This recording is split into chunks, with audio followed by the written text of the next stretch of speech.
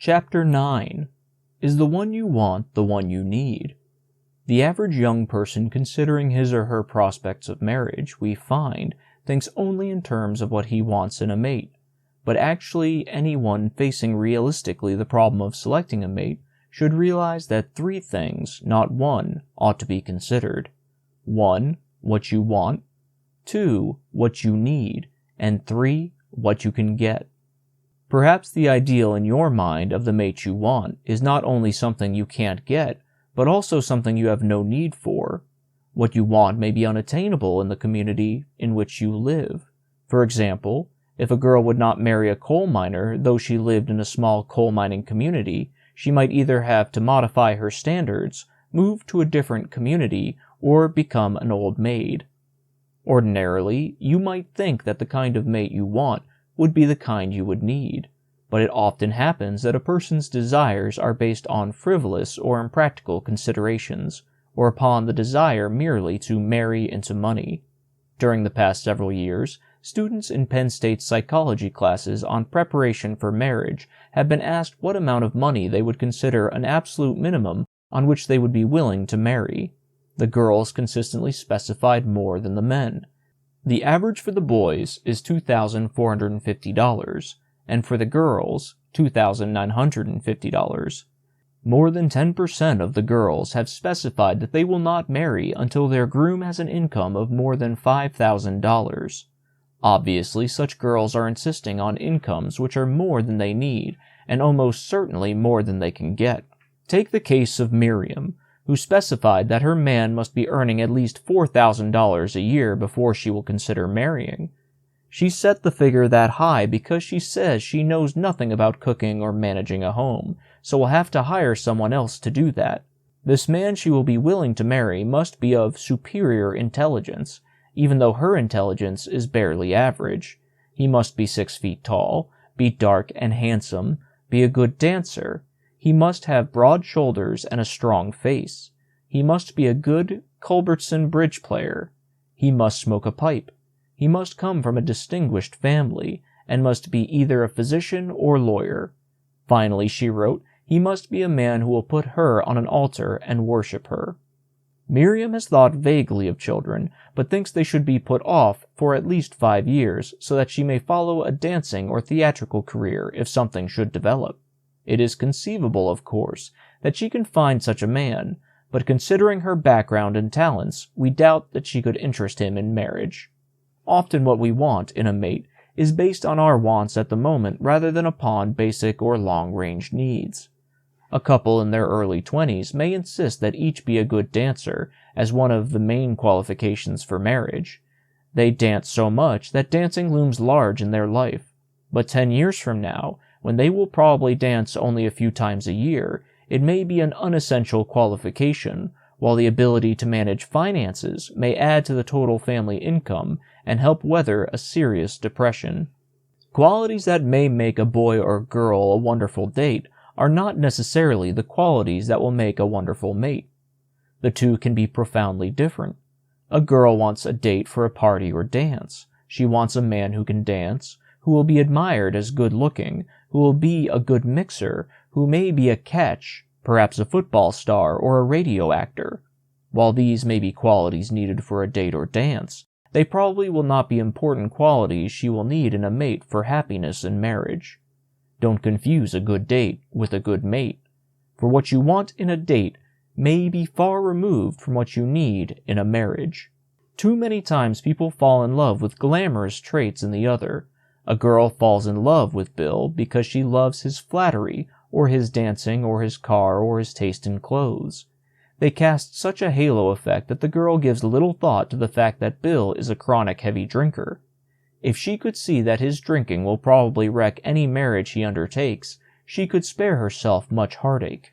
Some people set their mate goals so high that they would rather remain unmarried than marry anyone below these standards. Years later, they may be terribly disappointed and frustrated as a result. In the summer marriage classes at Penn State, which are largely made up of unmarried school teachers, many have confessed that they could have married when younger, but somehow the man didn't seem quite good enough. Now, too old to hope to marry, most of them wish they had been more practical in their middle 20s and not have had wait until the late 30s or futile 40s to see their error. We know of young men today who would seem to be excellent prospects for mates, and they actually favor the idea of marrying, but we would be willing to predict that they will be bachelors. They are too fussy. They find something in every girl they go with that does not conform to their idea of an ideal mate. How do we come by our ideals for mates? During adolescence and childhood, both boys and girls form in their mind some kind of dream hero or heroine, a sort of phantom lover. He or she is a composite of all the qualifications they want their future mate to have. No such paragon ever exists in real life, and the mental image does undergo some modifications as the individual grows older. Often this ideal has the qualities of some of the people we idolized in earlier years. Sometimes the qualities seem to be those of a favorite movie star or of a heroine of literature. Sometimes they are inspired by qualities of an admired parent or older brother or sister. If you are brought up in a home by an adored and deeply loved mother, your fantasy ideal may have almost all the good qualities of your mother. But if you were brought up in a home where you and your mother were in constant conflict, then you may be interested in avoiding in a mate all the qualities you associate in your mind with your own mother. People who cling to their fantasy ideal after they have grown up do so largely because they cannot distinguish between what they want and what they need. They are convinced that their wants and needs are identical. Their families and friends may try to show them the difference, but their immediate wants are all that they can see. Most of us who are married can look back and see that the girl or man we yearned to marry at 20 would not be the kind of mate we need now. We thank heaven that we did not marry that one. Then what are the things we need in a mate? There are certain qualities that almost everyone would accept as desirable, qualities such as good health, sense of humor, fairness, dependability, unselfishness, patience. And there are some traits that are so fundamental that we will take them up in the next chapter under crucial traits for a happy marriage. However, most authorities are agreed that in considering possible mates, you should seek in general someone who is roughly near your own age, who has about the same education that you have, who comes from approximately the same social-economic level that you do, and who is of the same nationality, race, and religion. Intelligence is important only in a relative sense. Relative, that is, to you. Feeble-minded persons tend to marry feeble-minded persons. While geniuses cannot always marry geniuses, they do tend to marry highly intelligent people. The average man marries a woman who is slightly less intelligent than he is. That's why many brilliant women never marry. They do not come in contact with sufficiently brilliant men, or fail to disguise their brilliance in order to win a man of somewhat less intelligence. College males tell us that they want a girl for a wife who is intelligent, but makes them feel they are still more intelligent. Another thing we must concede. Some people have wants which are so intense that they become needs. We have a letter from a veteran, a young major. The girl he has long considered proposing to has everything he wants except beauty. He has gone with her for 4 years. He is 31, she is 27. She is sweet, understanding, affectionate, is well educated and supporting herself. She is a good cook and an excellent companion. She is neat and clean and plain, but she is not pretty. He knows she loves him, and he thinks he loves her, but every time he thinks of proposing he is held back because she isn't attractive. Perhaps he should not marry this girl if her lack of beauty is going to gnaw at him the rest of his life. One alternative, and we suggested it, was that he suggest to her somehow that she take a course with a charm school. Another thought we suggested was that most beauty comes from within, and that 10 years from now, this girl would probably have a more appealing face than many of the so-called beauties of her own age today. In considering what you need in a mate, it might be helpful to consider what are the important things to your happiness in life. A marriage will be good for you only if it helps you satisfy these basic needs. These needs, after you have achieved subsistence from food, shelter, and clothing, are primarily psychological.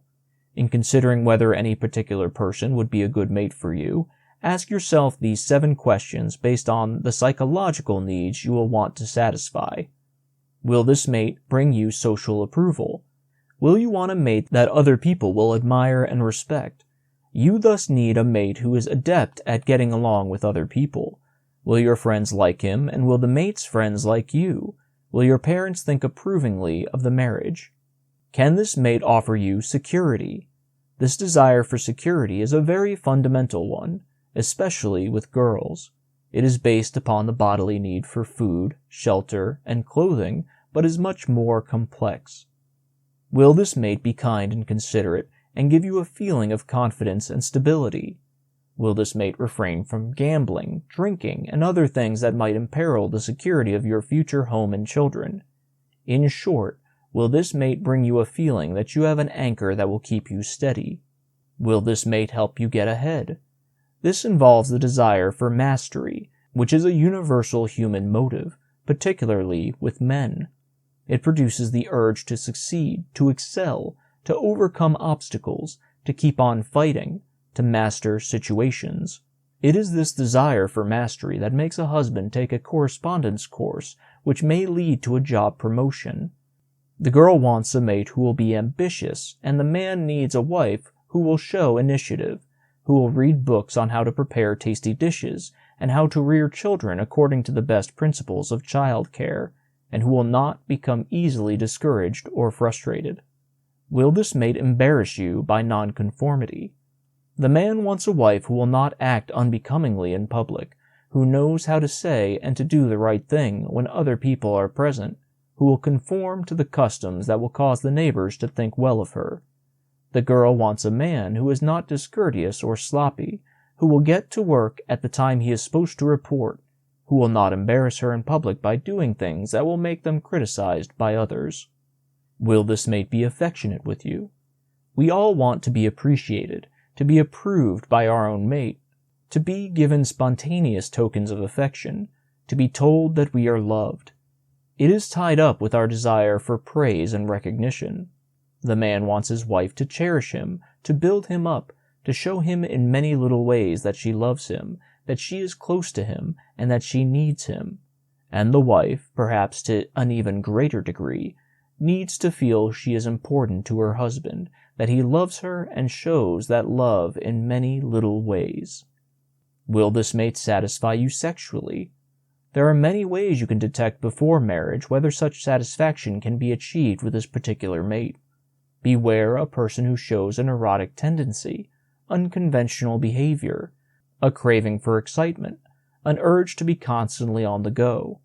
Beware of both the prudes and of the persons who seem preoccupied with sex. Beware of indications of jealousy and possessiveness. These symptoms suggest that this person may not be able to find sexual satisfaction in marriage, nor bring it to you. Finally, can this mate talk things over with you? This ability, in our opinion, is one of the biggest single values in marriage. Beware of suspiciousness, of demands for explanation, of resentment, of continual criticism of others.